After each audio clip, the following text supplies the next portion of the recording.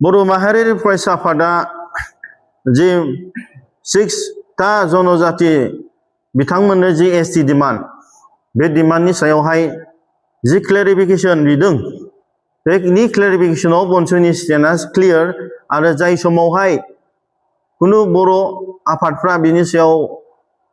खोथा बुङाखैमोन बेयाव बनसुआनो जों बुंगोरदों जिहेतु जोंनि स्टेन्डआ क्लियार बे बर' हारिनि थामोनथा रैखाथिखौ सोरबा दिनै गोजौ थाखोनि सोरबा नन ट्राइबेलफ्रा दिनै जोंनि बिरोधि खालामनो नागिरनायाव जों जेब्लायबो बनसुआ जों गसंगोन आरो 6टा जनजाति जि बिथांमोननि जि डिमान्ड बे डिमान्डआव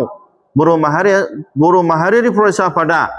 जों जेब्लायबो बुंगोन बे बिथांमोननि डिमान्ड खालामनायाव जोंहा बुंनांगौ गैया नाथाय जेब्ला जोंनि बर'फोरनि एबा ट्राइबेलफोरनि बे समयसाया दिनै नाख्रेब जायोब्ला बेवहाय जों क्लियार जों स्टेन्डआ क्लियार जों स्टेन्डआव दङ बे 5 मिनिट आगोलब्लाबो 1 सेकेन्ड आगोलब्लाबो जोंनो बर'फोरनो जोंनो आलादा रायजो होग्रोनांगोन आरो बेनि गेजेराव गुबुन बड'लेण्ड ओनसोलनिफ्राय बेलेग आसामाव थानाय ट्राइबेलफोरनो थाखाय सेपारेट एडमिनिस्ट्रेशन होग्रोनांगोन बेवहाय जोंनि स्टेन्डआ क्लियार आरो बिथांमोना इलिगेल भाबै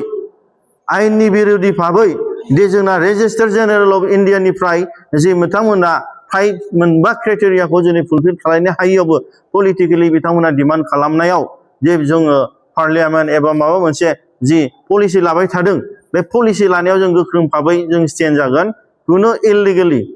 दे जोंनि बड'लेण्ड डिमान्डआनो दिनैहाय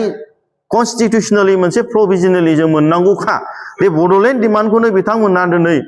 जि जों माने कनस्टिटिउसनेलि संबिधानिक जों मोननांगौखौनो होआखैब्ला आसाम बादियावनो दिनै बर'फ्रा हाजोआव दाबो एसटि मोनाखैब्ला अब्ला दिनै गुबुननिफ्राय फैनानै जोंनाव एसटि मोननांगौआ कुनु पसिबल नङा आरो बेयावहाय बनसुआ गोख्रों भाबै जों स्टेन्ड जागोन आरो आइननि भाबैबाबो जोङो दिनै स्टेन्ड जागोन आरो फैबाय थानाय समाव